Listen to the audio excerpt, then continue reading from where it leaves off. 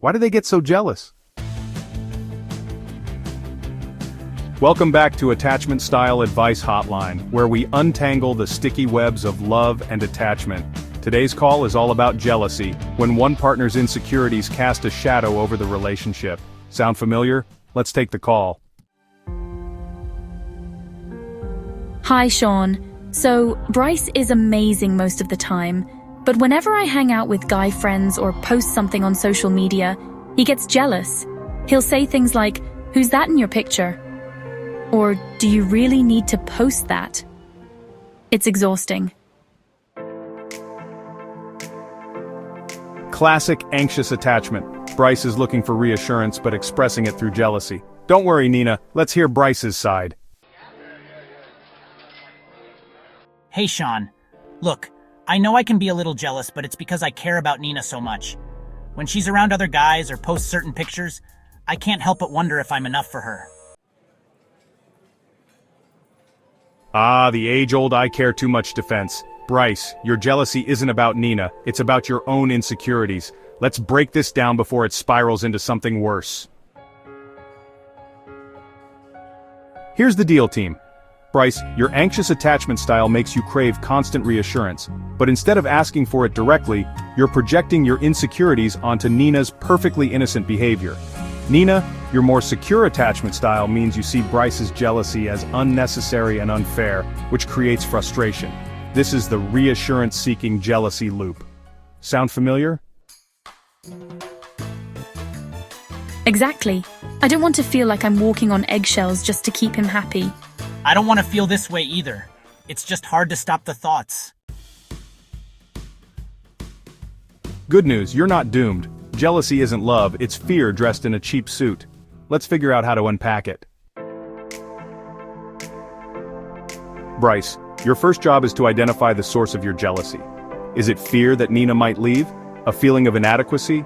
Insecurity about your past relationships? Understanding where it's coming from will help you address it. Next, instead of expressing jealousy with controlling questions like, "Who's that?"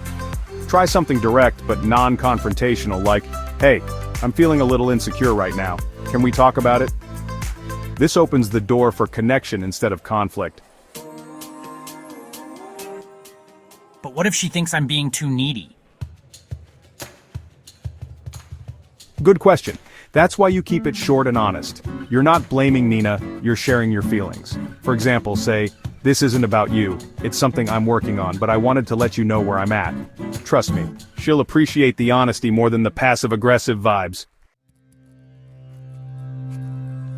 Nina, your job is to set healthy boundaries while offering reassurance. When Bryce gets jealous, instead of saying, "Why don't you trust me?" try something like, "I understand why you might feel that way, but I want you to know you're the only one I care about." Then gently remind him, "I need you to trust me for us to work." But isn't that just enabling the jealousy? Not if it's paired with boundaries. For example, if Bryce gets upset about a picture, you can say, "I hear you, but I'm not going to change who I am to make you feel secure. Let's talk about what's really bothering you." This keeps the focus on Bryce's internal work, not your behavior. Alright, here's your homework. Bryce, when you feel jealousy creeping in, pause and ask yourself, is this about Nina's behavior or is this about my fear?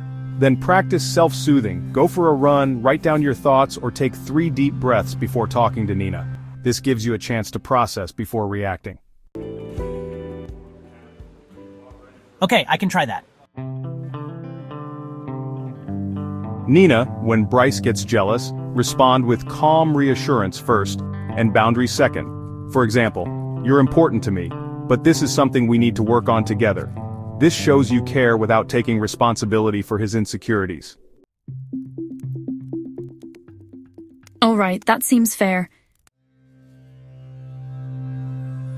And there you have it. Jealousy doesn't have to be the third wheel in your relationship, it's just a sign that there's work to be done. With honesty, boundaries, and a little self-reflection, you can turn jealousy into growth. Remember, love isn't about possession, it's about trust. Until next time, stay curious and keep decoding. Helping relationships one call at a time.